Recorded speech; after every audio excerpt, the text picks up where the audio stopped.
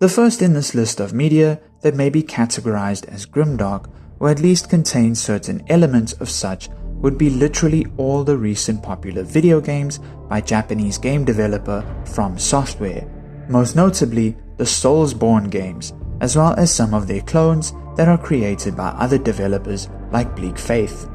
It's pretty weird how I never stopped to think that some of these games could fall under the category of grimdark, or at least be thought of as containing some elements of grimdark, since most people regard them simply as dark fantasy.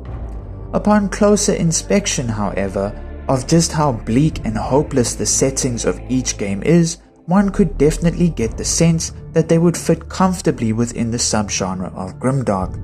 Take the Dark Souls games for example. All of them are set in a dark and bleak medieval fantasy world and center around a once great kingdom or empire that conquered its realm and defeated its enemies, namely the everlasting dragons, who had once ruled the world but were driven to near extinction by the god king Gwyn and his allies, who then established a long-lasting age of prosperity, until finally civil war, infighting, greed, corruption, decay, incompetence, and in air quotes, disease, like the undead curse, had begun to set in, causing said empire to begin to crumble from within, and thus requiring a chosen undead warrior to continuously link the first flame, to extend the cycle of the Age of Light and desperately stave off the Age of Darkness, which by the third game one can see is ultimately pointless, if one gets the ending where your player character links the first flame once again,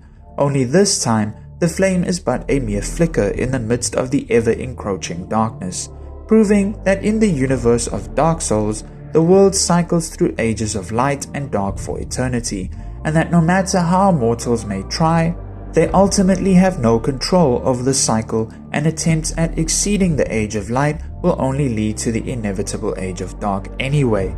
Unless you were one of those assholes who just went for that Age of Dark ending from the get-go and acted like a total dick towards all friendly NPCs who were trying to help you. You monster. A similar trend of themes can be seen in their other games as well, like that of Sekiro, Bloodborne, and Elden Ring. But if you want to know more about the lore behind those games, I suggest watching some of the videos of Vati Vidya or The Tarnished Archaeologist. They do some really great in-depth analyses and deep dives into everything related to these games.